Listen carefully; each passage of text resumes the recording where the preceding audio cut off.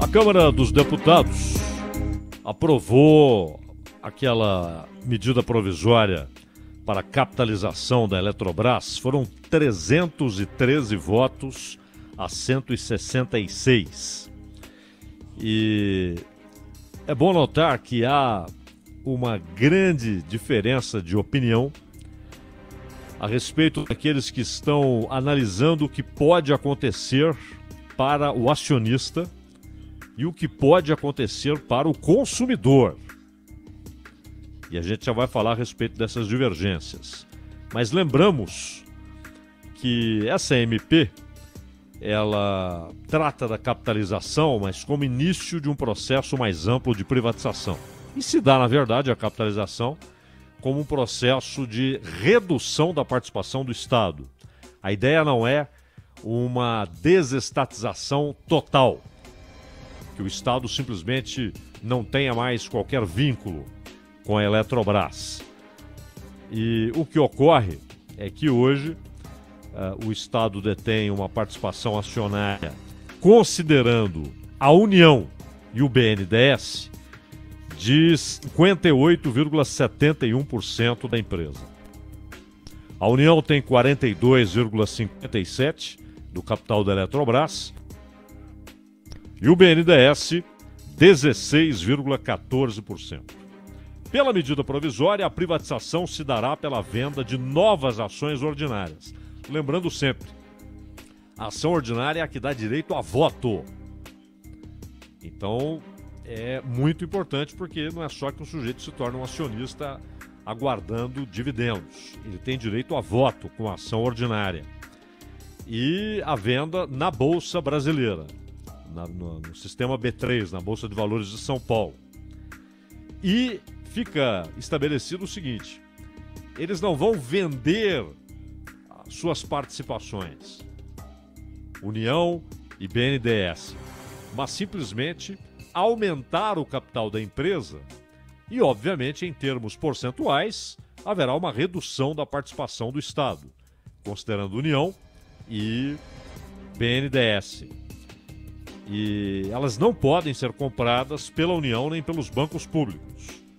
Então, nem banco público, nem a própria União poderá comprar as ações que serão oferecidas. E é o chamado processo de capitalização. Então, a participação acionária do governo, da União, na verdade, né? Fica mais correto. E do BNDES diminui com mais papéis ofertados aos investidores. E a ideia é que, no final das contas, a participação do Estado, considerando União e BNDES, fique ali em torno de 45%, sendo que hoje, juntando a participação da União e do BNDES, são 58,71%. Então, haveria uma redução de 13 pontos na participação. Além da venda de ações ordinárias, a Eletrobras poderá fazer oferta secundária de ações de propriedade da União ou de empresa por ela controlada, direta ou indiretamente, como forma de diluir a participação na estatal. É bom lembrar que chegou um texto original e aí veio o relatório do deputado Elmar Nascimento, do DEM da Bahia, que fez mudanças importantes. Nós até já discutimos isso aqui, conversamos com um especialista em macroeconomia para que ele dissesse o quanto essas mudanças podem afastar interessados ou atrair interessados.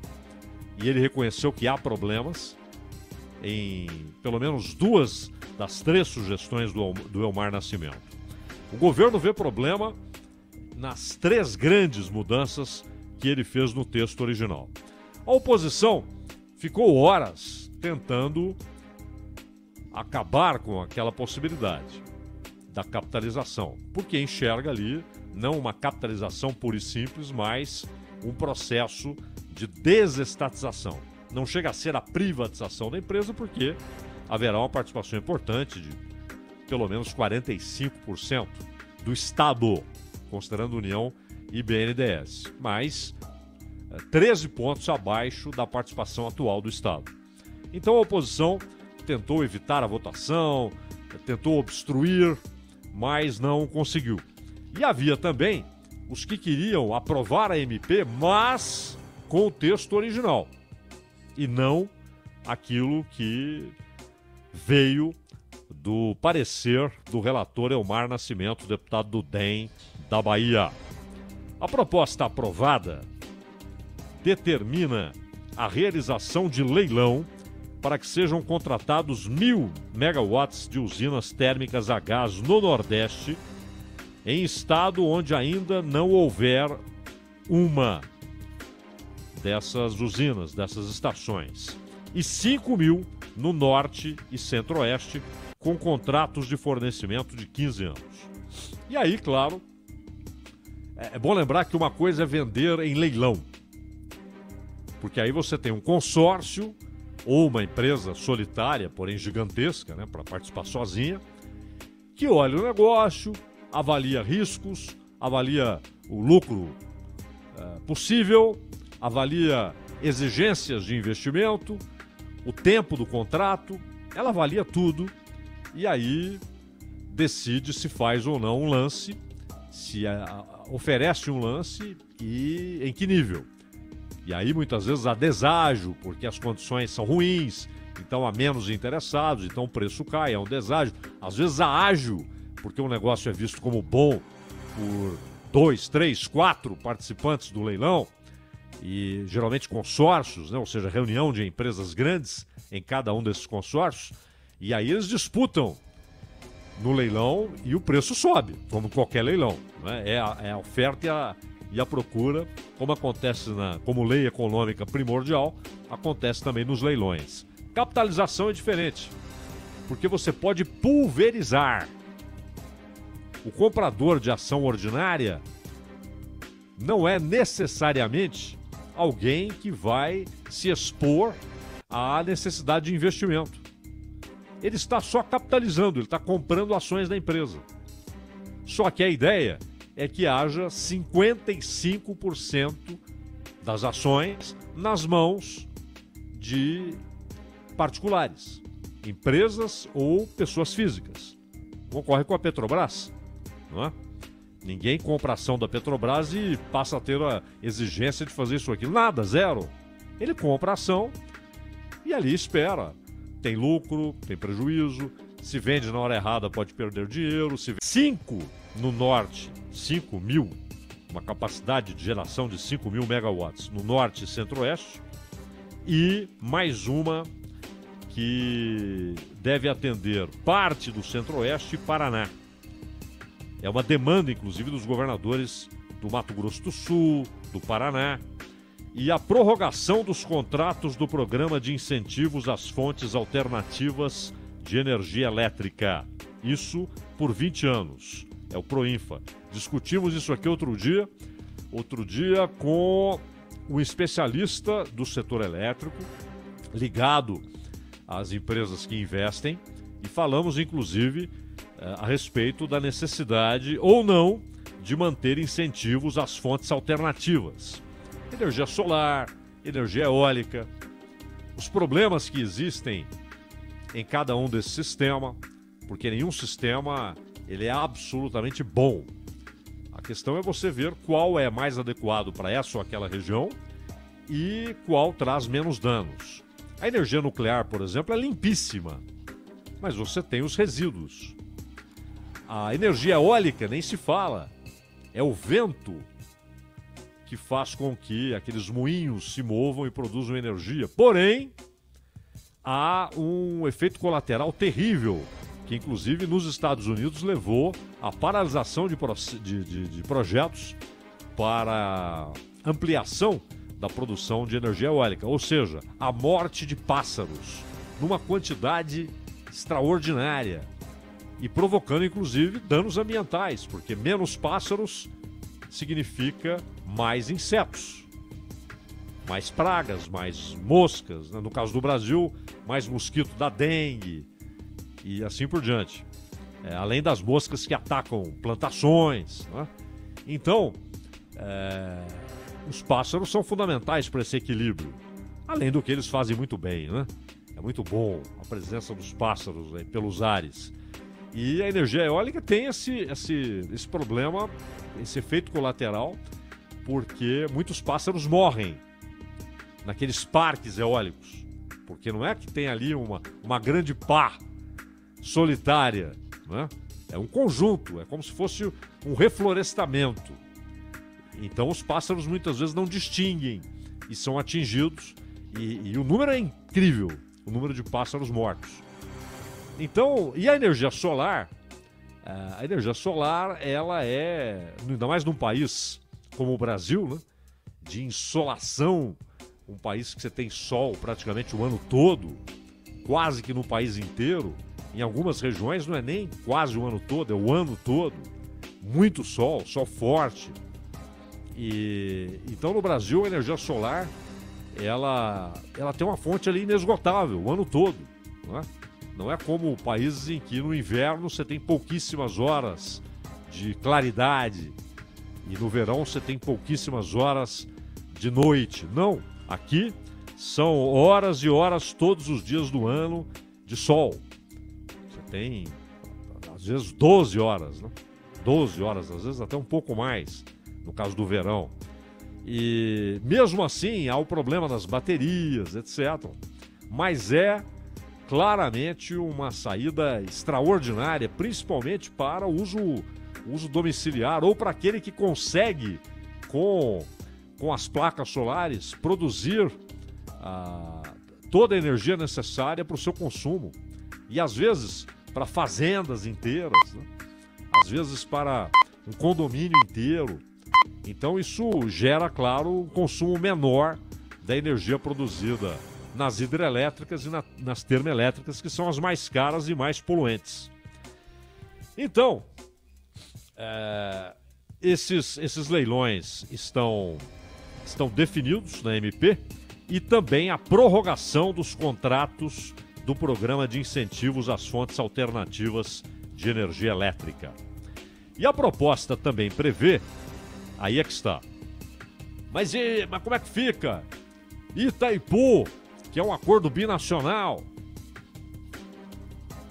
e as usinas nucleares, não haverá mudança nem em Itaipu, nem nas usinas nucleares. Até porque são dois pontos importantes. A União terá direito a uma ação especial, que é aquela tal de Golden Share, que garante poder de veto em algumas situações, mesmo com participação minoritária. Ou seja, se 55%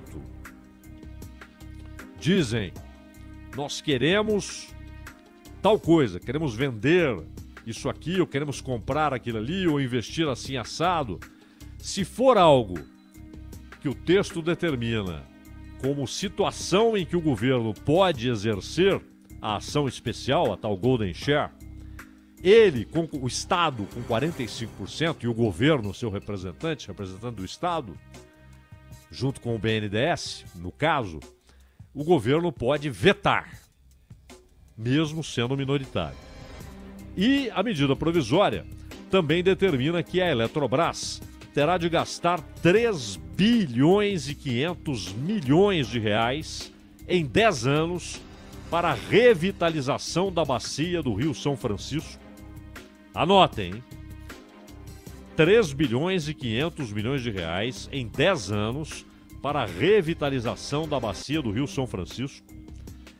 230 milhões para as bacias dos reservatórios da usina de Furnas, aqui pertinho. E mais 295 milhões de reais para a redução de custos de geração de energia na Amazônia. E o governo manterá controle eletronuclear e de Itaipu. A medida provisória, insisto nisso, que é muito importante, é uma questão inclusive de estratégia de Estado, de segurança de Estado. A medida provisória garante que o governo manterá o controle da eletronuclear responsável pelas usinas nucleares Angra 1, 2 e 3 e a participação da Eletrobras na usina hidrelétrica de Itaipu. Até porque isso aqui é uma exigência constitucional. O próprio governo citou que essas medidas respeitam o monopólio estabelecido pela Constituição na produção de energia nuclear. Isso é natural, né? Energia nuclear não é um troço que você pode entregar aí para qualquer um, já que uma usina nuclear pode não produzir apenas energia, não é verdade? Pode produzir artefatos. E também em respeito ao Tratado Internacional Brasil-Paraguai, né, como todos conhecem, aliás, problemático o tratado que envolve Itaipu. E os empregados? Porque a oposição levantou esse tema. Vai ter demissão. Os empregados poderão ser realocados em outras estatais. O relatório aprovado prevê que empregados da Eletrobras poderão ser realocados. A ideia é que esses funcionários sejam aproveitados em cargos da mesma complexidade dos de hoje e com salários similares. Haverá demissão? Haverá. Haverá demissão. Que não venham com a história de que não haverá demissão. Haverá. E aí, os demitidos, segundo o texto, poderão receber ações da empresa como verba rescisória. Só esperamos que não seja compulsório, né? Só esperamos que não seja compulsório. Isso aí deve ser uma decisão do demitido. Não é verdade? Não, eu aceito. Em vez de me dar em grana, quero ações. Pensando assim, bom, isso aqui eu não estou precisando da grana agora, essas ações vão valorizar. Eu acredito que elas irão se valorizar e lá na frente eu vou ganhar mais dinheiro. É melhor do que colocar na poupança. Ou então, tem gente que não pode. Não, eu preciso do dinheiro. Eu não tenho outra atividade agora e eu preciso do dinheiro para sobrevivência. Eu não quero ação. Isso deve ser escolha do trabalhador. Então esse é um ponto que deve ser verificado, porque não pode ser compulsório. Então vamos ver o que diz aqui.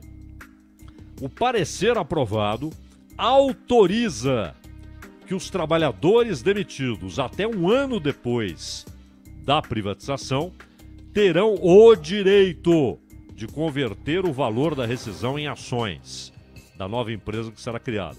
Então está respondido. Não será compulsório. Aquele que for demitido no período... Está privatizado. Durante um ano, qualquer um que for demitido poderá falar, não, eu quero que a minha multa rescisória seja convertida em ações. Será um direito, só para quem for demitido nos 12 meses seguintes, ali, durante os 12 meses seguintes à privatização. Então será um direito, não será compulsório. Aí sim, não poderia ser compulsório. E essa conversão será feita pelo valor equivalente ao de 5 dias antes da data da emissão da MP. E aqui está um problema, senhores. 5 dias antes. Isso significa 29 por ação. E o que falou pra gente aqui o especialista com quem conversamos, não sei se o Ronald, ou a Sônia ou a Maria, alguém lembra o nome, que falou a respeito da questão energética. Na semana passada? Agora, esta semana, especialista em macroeconomia, que falou sobre essa questão da Eletrobras. Maria, você coloca lá, Maria, foi a Maria o André vai... Perfeito? André Perfeito. André Perfeito, economista. Foi o André. Sim, foi o André.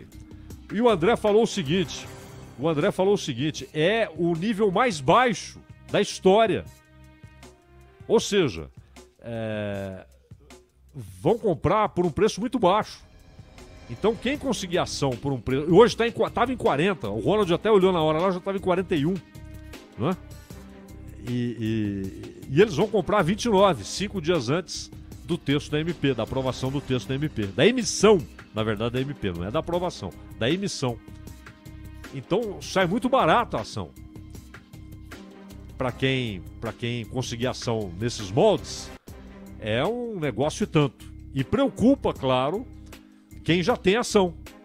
É óbvio, preocupa. O relator determinou que o saldo da energia vendida por Itaipu a partir de 2023, quando termina o período de pagamento do empréstimo de construção da obra, será dividido com 75% para abater encargos nas contas de luz e 25% para programas sociais do governo. E para finalizarmos, aqui uma visão otimista e uma visão pessimista, uma visão otimista para os acionistas, uma visão pessimista para os consumidores. Então, o que acontece aqui é o seguinte: segundo estimativa do Banco da América, o Bank of America, a aprovação da proposta de privatização da Eletrobras encerra um capítulo importante e a expectativa de que o texto fosse aprovado pelos deputados impulsionou 2 dias de fortes altas, acumulando um ganho de 7,3%. Então, houve valorização. E aí vem a tal boa notícia. É que é uma arrancada, não é o ápice. Em relatório distribuído aos clientes, às vezes eles erram, né? São economistas, acertam, erram, não é? Eles, às vezes erram nas estimativas, às vezes acertam. Mas nessa estimativa aqui, os economistas do Bank of America estimam que a privatização poderá acrescentar R$17 ao valor justo das ações ordinárias. E atualmente o preço-alvo para as ordinárias é de R$47 e não inclui a privatização, ou seja, pode chegar a R$64. Ontem fechou a R$42,50, o que mostra um potencial de alta de 50,6%. Então, para acionistas, boas notícias, segundo o pessoal do Bank of America. Mas, e o consumidor? Que no final das contas é o que mais importa, né? A empresa não tem razão de ser sem quem consuma o que ela produz, o que ela vende. E aí, a Associação dos Grandes Consumidores de Energia e Consumidores Livres, Abrace, diz o seguinte, vejam que interessante, ouçam que interessante aqui. A privatização da Eletrobras vai resultar em um aumento de 20 bilhões de reais por ano aos consumidores. 20 bilhões por ano de aumento. De acordo com a associação, a contratação de termoelétricas em quantidades e locais já definidos, Nordeste, Norte, Centro-Oeste, sem suporte e estudo técnico, pode resultar no aumento de custo. Portanto, também é uma estimativa, não é algo já dado. Para a Abrace, os aumentos para o setor produtivo chegariam a 20% da conta de energia, que serão refletidos nos preços dos produtos e serviços, é claro. Quando possível, né? Quando possível, porque do jeito que a coisa está hoje, às vezes o cara tem aumento de custo, a eletricidade está mais cara e ele não consegue subir o preço, porque ele não está vendendo, ele não vai subir o preço.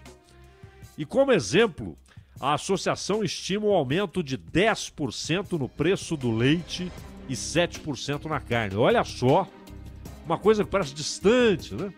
Ah, isso é lá entre eles.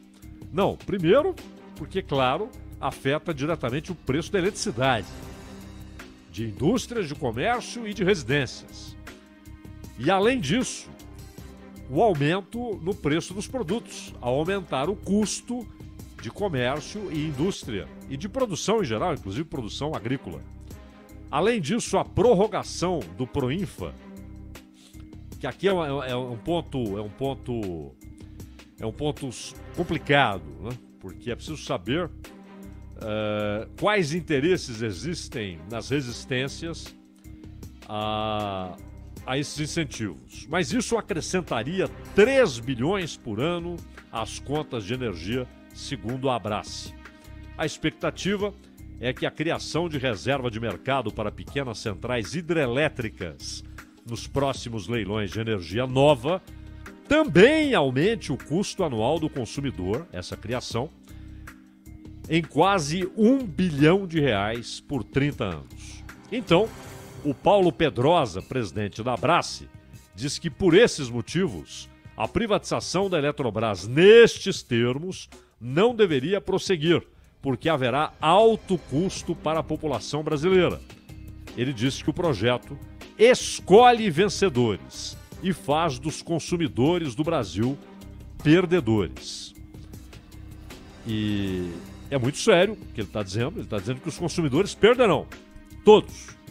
Todos. Na residência, na indústria, no comércio, na produção agropecuária. E está trazendo números altíssimos, não é uma perda qualquer. A vida ficará mais cara em razão desse projeto, segundo ele. Não é? Enfim, são estimativas. Não sabemos se cumprirão ou não, mas nenhuma delas é irracional. Nenhuma delas é irracional.